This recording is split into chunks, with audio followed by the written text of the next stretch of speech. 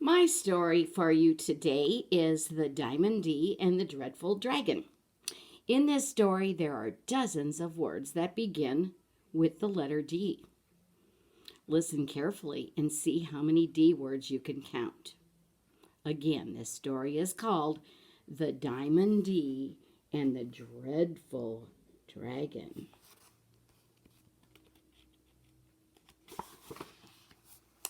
Dozens of years ago, in a drafty castle, Duke David of Dundedal did dwell. Duke David was dumpy, but dignified, and he had a darling daughter named Dora. Dora, who was a delight. One day, Dora danced through the door in a dear little dress decorated with daffodils. Doodly doo, Dora sang as she danced. "Oh, hello, dear dumpy daddy," said Dora to Duke David of Dundedal. "Dora, my darling dimpled daughter," said Duke David, "you are indeed delightful. So I have a dandy present for you." Ooh, Daddy's got a present. "Do tell," said Dora. "Do describe this doodad, Daddy." "It is a dazzling diamond D dangling from a chain." So, hanging the D around Dora's dimpled neck, Duke David of Dundedal departed through the door.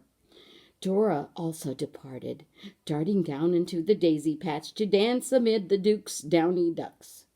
Although Dora and Duke David didn't know it, someone else dwelt in the castle.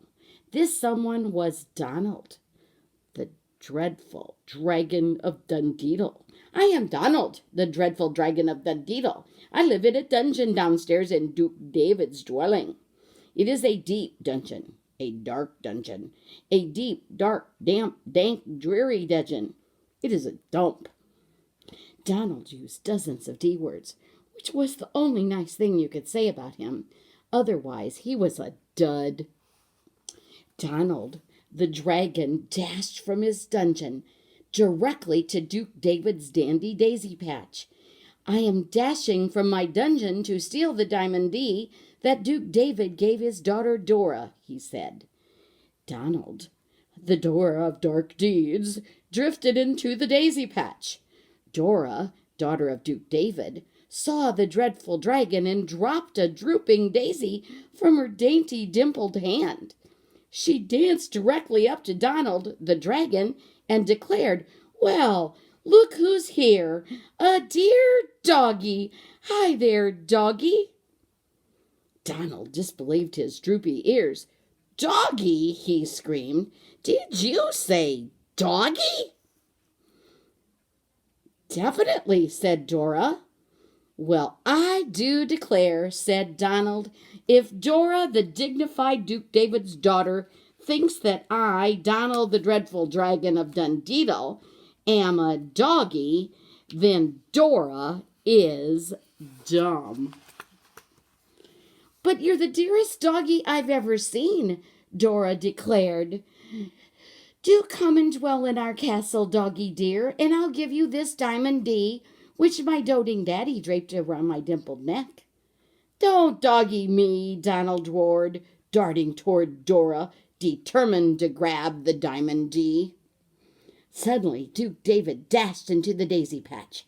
Diving between darling Dora and dreadful Donald, the Duke drove Donald around and around and around the daisy patch. The dismal dragon ducked, dodged, darted, and dashed through the ducklings and the daisies until the Duke dumped him into the duck pond. "Daddy dear," said Dora, "why did you do that?" "Because that dreadful, dishonest dragon was determined to steal the dazzling diamond D from around your daisy dimpled neck," said the Duke. "Dragon?" said Dora. "I'll be darned. He looked like a doggy to me." "Oh, you're dumb, but you're adorable, Dora," said Duke David. "So here's what we'll do.